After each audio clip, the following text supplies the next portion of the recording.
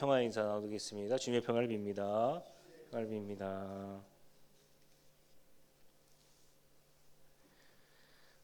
가끔 TV를 보게 되면 저런 것도 먹을 수 있을까라는 세계의 음식들을 보곤 합니다. 이 대만에서는 돼지피로 만든 디저트가 있다라고 이야기합니다. 순대 같은 걸까요? 우간다에서는 메뚜기를 먹는다라고 알려져 있습니다. 저도 어렸을 때 아버지를 따라서 메뚜기를 튀겨 먹은 기억이 있습니다. 프랑스에서는 비둘기 음식이 별미라고 그렇게 이야기를 하는데요. 한국에서는 먹지 않습니다. 중국에서는 바퀴벌레를 튀겨 먹는다고 얘기하는데 매미며 중국이야 말할 것이 없겠습니다. 외국인들이 한국을 방문했을 때 식당에서 번데기를 주면 경악을 금치 못한다라고 알려져 있습니다. 종종 그런 것들을 보곤 합니다. 방금 제가 언급한 음식들, 사람들 보기에 혐오스럽지 않은 것들은 먹기에 좋은 음식이고 사람 보기에 혐오스러운 음식들은 먹기에 불편한 음식이다라는 겁니다. 돼지피, 바퀴벌레, 번데기 누가 좋아하겠습니까? 하나님께서 창조하신 음식은 다 먹을 수가 있다라는 것입니다.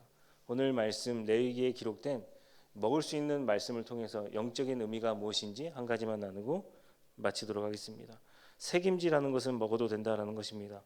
레위기 11장 3절의 말씀 제가 다시 한번 읽어드리도록 하겠습니다.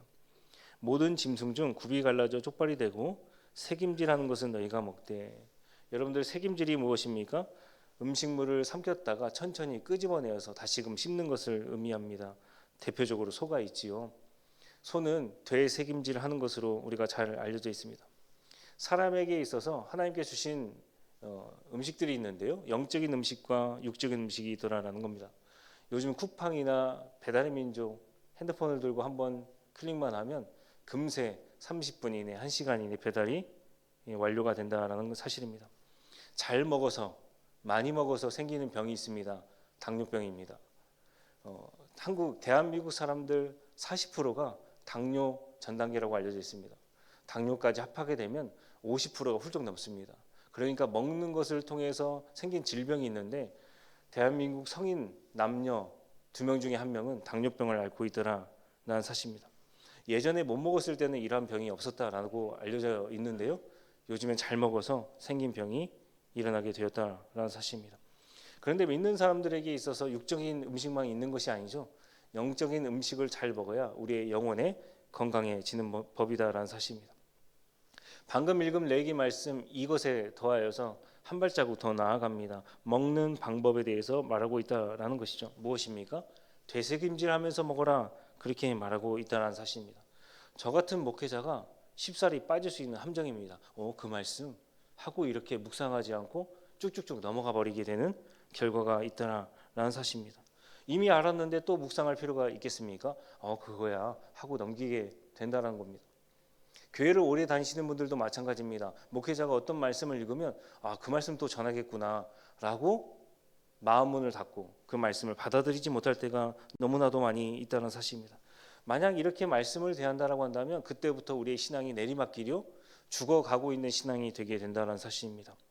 그런데 오늘 우리가 읽은 말씀에서는 하나님께서 말씀하시기를 똑같은 말씀을 보더라도 되새김질을 하면서 말씀을 봐라라고 말하고 있다는 사실입니다. 왜 그렇게 말씀하실까요? 예전에는 논과 밭을 갈 때에 트랙터가 없어서 소를 통해서 갈게 되었다는 겁니다. 소가 하루 종일 묵묵히 그렇게 일할 수 있는 힘이 어디서 나오게 됩니까? 말씀, 먹는 것을 되새김질해서 하루 종일 그렇게 힘을 가지고 살아갈 수가 있다라는 사실입니다. 우리가 말씀을 읊조리다 보면 묵상을 하다 보면 특별히 한 말씀 붙잡고 이리저리 갈 때나 또 예배를 드릴 때나 어떤 문제가 생겼을 때 말씀을 한 말씀 붙잡게 되면 하나님께서 반드시 그 사람에게 힘을 주시고 응답을 주신다는 사실입니다. 게다가 새김질한다는 것은 천천히 음미하면서 먹는 것과 같다는 겁니다.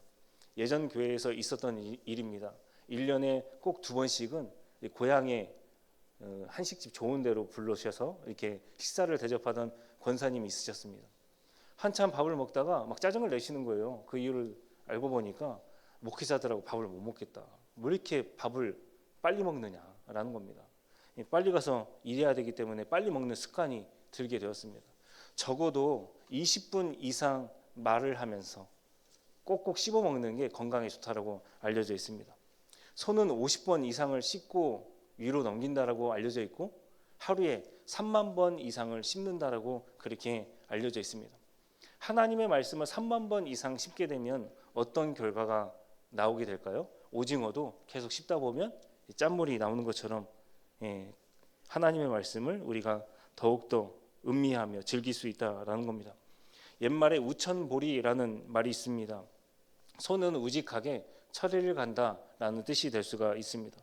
비록 더딜지라도 소는 자신의 페이스대로 천천히 하나님을 향하여서 묵묵히 그리고 충신을 다하여서 걸어간다라는 뜻이 될 수가 있다는 사실입니다.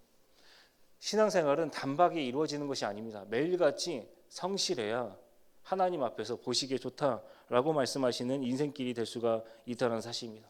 마치 1억 천금을 벌듯이 로또를 맞아서 단박에 무언가를 이루어지는 것이 아니다라는 사실입니다. 천천히 다 가는 것, 임무를 완수해 가는 것, 바로 소의 영성을 우리가 닮아가는 것이다라고 말씀드릴 수 있습니다. 천천히 가는 것은 영성에도 굉장히 좋다라는 것이죠. 빠르게 가르다가 안전사고에 대한 문제가 생기고 우리 인생길에 문제가 생긴다라는 사실입니다. 말씀을 충분히 먹고 천천히 가야 영적인 성숙과 성장이 일어날 수가 있다는 사실입니다. 성경은 우리에게 하나님의 말씀을 반드시 먹어라 그렇게 말하고 있습니다.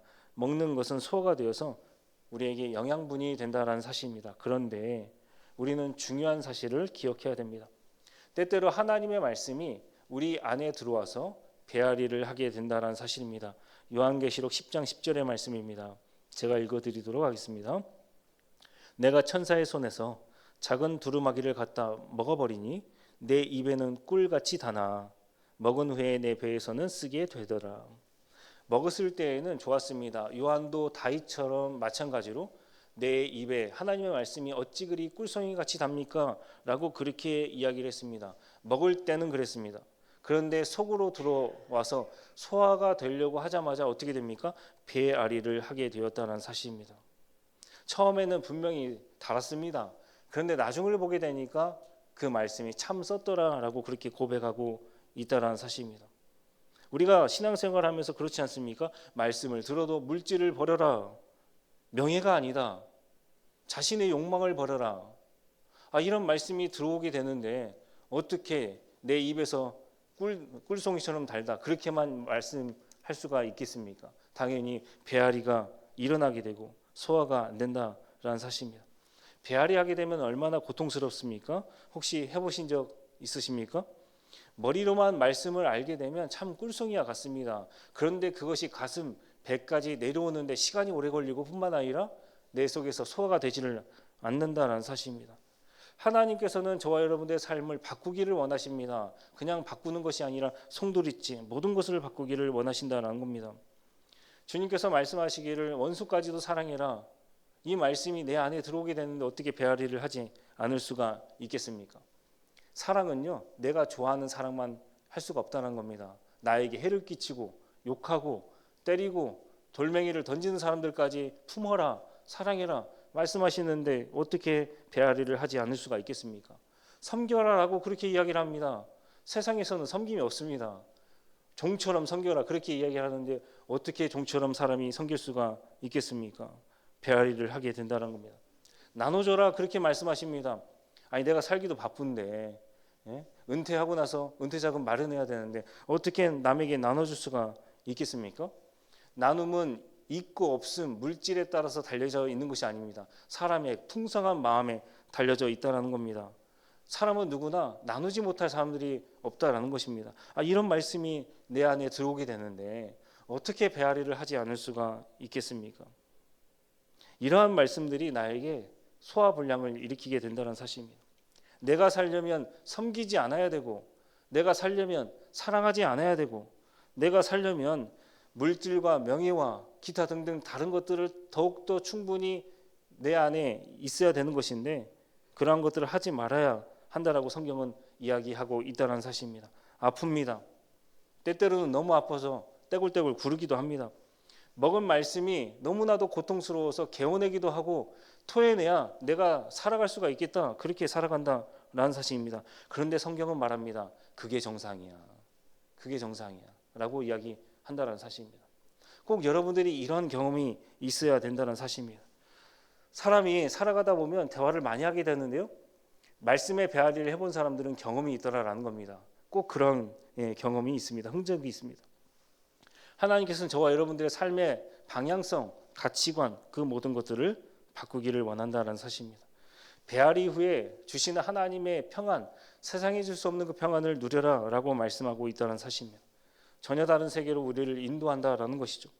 사랑하는 성도 여러분, 하나님의 말씀을 머리로만 알면 안 된다라는 겁니다. 하나님의 말씀 가슴에서 배까지 충분히 내려와야 한다는 사실입니다. 그 말씀을 먹고 때때로 고민한 흔적, 배앓이까지 우리가 나아가야 하나님의 말씀을 진정으로 먹었다라고 우리가 말할 수가 있다는 사실입니다. 순종하기 전까지 반드시 배앓이가 있어야 된다는 것입니다. 그런데 그 배앓이가 우리의 영혼을 살려줄 영약이 될 수가 있다는 사실입니다. 오늘 하루 살아가실 때 말씀에 순종하여서 하나님의 거룩성을 드러내시고 또 하나님께 칭찬받으시는 저와 여러분들 되기를 주님의 이름으로 간절히 소망합니다. 기도하겠습니다. 오늘도 말씀으로 저희를 입히시고 먹여주시는 아버지 하나님, 레이기의 말씀으로 저희에게 주시는 영적인 말씀을 나누